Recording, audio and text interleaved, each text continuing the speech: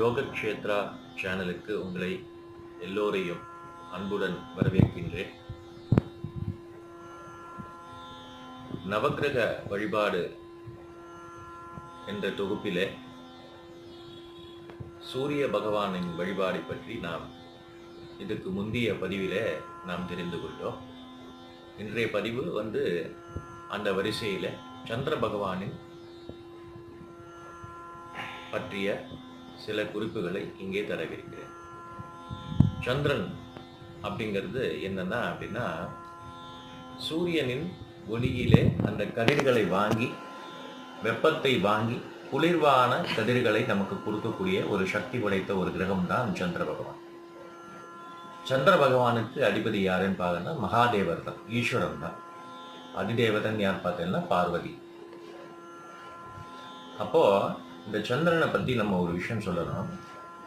நாம் யார் வீட்டுக்கு போனாலும் பார்த்தீங்கன்னா அந்த வீட்டில் முதல்ல வந்தோன்னே எல்லாருக்கும் ஒரு சொம்புலையோ இல்லை ஒரு கிளாஸ்லேயோ தண்ணீர் கொடுப்பாங்க குடிக்கிறதுக்கு. அது எதுக்குன்னு தெரிஞ்சுக்கணும்.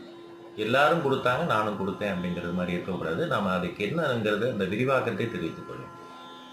பச்சை தண்ணி எதுக்கு கொடுக்குறா அப்படின்னா அந்த வீட்டுக்கு வரக்கூடிய நபர் ஏதாவது ஒரு மனநிலையில் வரக்கூடிய ஒரு நிலை உண்டு. கண்டிப்பாக எந்த நிலையில் வராங்கிறது தெரியல இல்லையா? அப்போது அந்த நிலை மாற வேண்டும் என்பதற்கு என்ன பண்ணணும்? பச்சை தண்ணிங்கிறது சந்திரன். சந்திரனை அந்த ஒரு டம்ளர்லேயோ ஒரு சொம்புலையோ கொடுக்கும்போது அது குடிக்கும்போது என்ன ஆகும்னா அந்த சந்திரனானது உள்ளே செல்கிறது. உள்ளே சென்றால் நம்மளுடைய மனநிலையை அது கட்டுப்படுத்துகிறது. அப்போது என்ன அலைகளையும் நம்முடைய மன தோற்றத்தையும் அதையும் நல்ல கட்டுப்படுத்தக்கூடிய வல்லமை படைத்தது சந்திரன். அப்போ பச்சை தண்ணிங்கிறது சந்திரன். அதனால தான் அந்த பச்சை தண்ணி கொடுக்கணும், வந்தவொடனே குடிக்கிறதுக்கு தண்ணி கொடுக்கணுங்கிற அந்த ஐதீகம் அதனால தான் ஸோ இதை தெரிஞ்சுக்கணும். அப்போது சந்திரனுக்குரிய தினம் என்ன? திங்கட்கிழமை. அப்போ திங்கட்கிழமையில் மகாதேவர் ஈஸ்வரனை வேண்டிட்டு, அதாவது சந்திரன் பலவீனமாக உள்ள ஜாதகக்காரெல்லாம் என்ன பண்ணணும் அப்படின்னா திங்கட்கிழமையில் அருகில் இருக்கும் சிவன் கோயில் சென்று மகாதேவரை வழிபட்டு வந்தால் அருமையான ஒரு பலனை கிடைக்கும். அது தவிர சந்திரனோட மந்திரங்களை உச்சரிக்கலாம். சந்திரனுக்கு உகந்தது தானியம்னு எதுன்னு பார்த்தீங்கன்னா பச்சரிசி தான். பச்சரிசி தானம் நம்ம ஏதாவது ஒரு அந்தனருக்கு திங்கட்கிழமையில் செஞ்சுன்னு வந்தால் சந்திரனோட அனுகிரகம் கிடைக்கும்.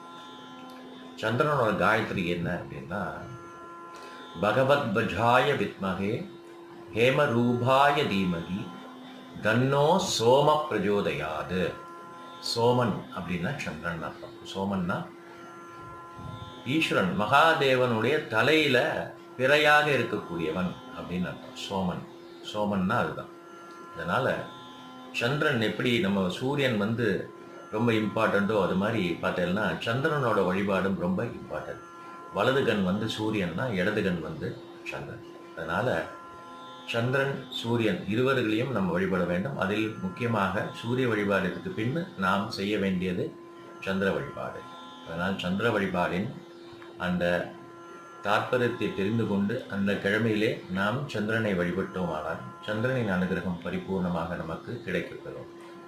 என்னுடைய சேனலான யோகக்ஷேத்ரா உங்களுக்கு பிடித்திருந்தால், என்னுடைய கருத்துக்கள் உங்களுக்கு பிடித்திருந்தால் எனது சேனலை சப்ஸ்கிரைப் செய்து லைக் செய்யவும். நன்றி, வணக்கம். சந்திரசேகர் ஐயர்.